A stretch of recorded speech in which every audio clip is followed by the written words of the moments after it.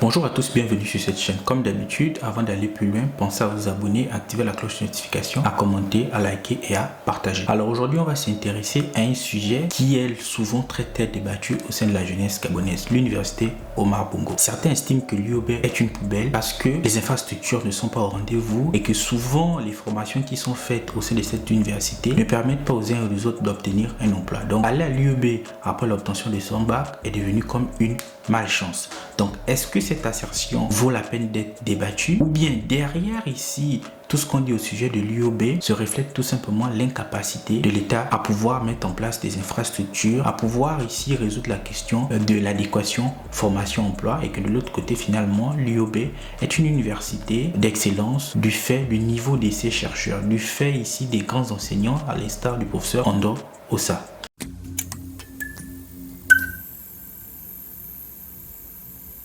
Alors, souvent les uns et les autres ont des avis négatifs au sujet de l'université Omar Bongo, certainement pour des bonnes raisons. Il y a une première question qu'on peut aborder, c'est celle des grèves intempestives. Pendant de longues années, l'UOB a eu un calendrier académique bancal parce qu'il y a eu des mois de grève. Et donc, à partir de là, de nombreux jeunes Gabonais, après l'obtention de leur baccalauréat, ne veulent pas s'inscrire à l'université Omar Bongo. Pour eux, s'inscrire à l'université Omar Bongo, c'est une malchance, c'est le signe qu'ils n'auront pas des études supérieures de qualité et stable. Donc, les uns et les autres estiment que l'UOB est une poubelle. L'UOB n'est pas un espace où on peut finalement avoir des diplômes, et des diplômes de haut niveau nous pouvons nous permettre d'obtenir un nom. De l'autre côté, il y a aussi la question des infrastructures, et les effectifs sont pléthoriques. On parle notamment du département des sciences économiques et de droit, qui est un département très prisé, notamment le droit. Mais les infrastructures ne sont pas souvent au rendez-vous parce que les effectifs sont pléthoriques, tout le monde veut faire le droit. Une autre question qu'on peut aborder, c'est la question de l'adéquation formation-emploi. Beaucoup des étudiants qui sortent de l'université Omar Bongo se retrouvent souvent au chômage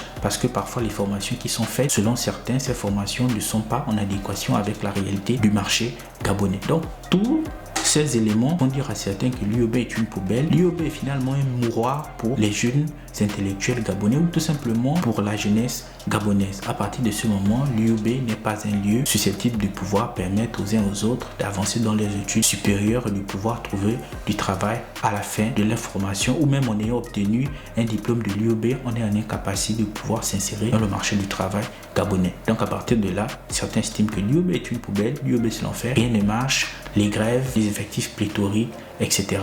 etc.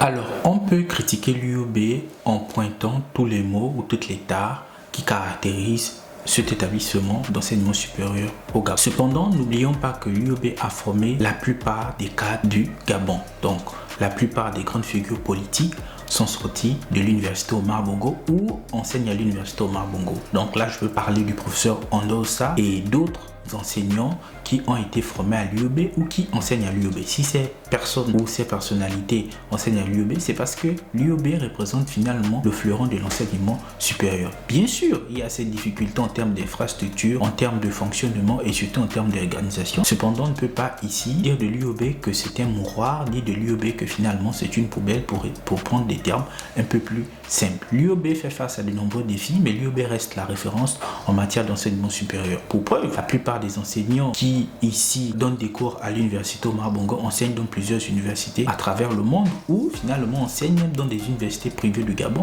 C'est le signe finalement que l'UOB est une université avec une certaine expertise, avec une certaine excellence. Le problème de l'UOB peut être finalement l'organisation, et cette organisation qui dépend des moyens mis à disposition de l'université. L'université parfois ne bénéficie pas d'un financement conséquent pouvant permettre à cette institution de pouvoir mieux s'organiser, de pouvoir mieux valoriser ses chercheurs, de pouvoir mieux valoriser aussi les apprenants. Et là, je parle notamment de la question de l'adéquation formation-emploi. L'université devrait signer des partenariats avec les entreprises. Je pense que cela a été fait depuis l'avènement du nouveau régime avec la FEG, la Fédération des entreprises gabonaises. Donc, On voit qu'il y a des choses qui se font et donc avoir un regard pessimiste vis-à-vis de cette institution historique du paysage universitaire gabonais, pour moi, ce serait passer à côté de l'essentiel, c'est-à-dire la qualité des recherches qui sont produites aussi à l'université Omar Bongo. Donc récemment, il y avait des critiques qui ont été faites à l'encontre des chercheurs, mais la question ne se pose pas au niveau des chercheurs, la question se pose au niveau de la valorisation des travaux et surtout du regard que l'État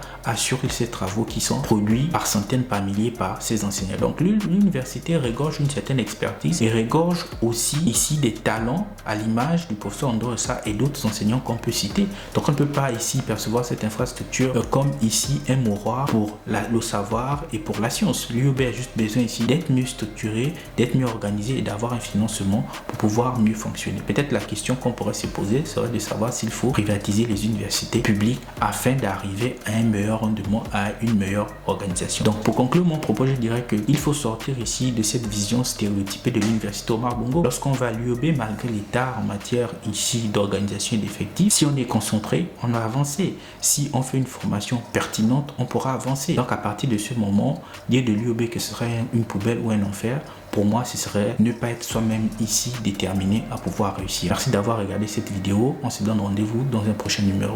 Au revoir.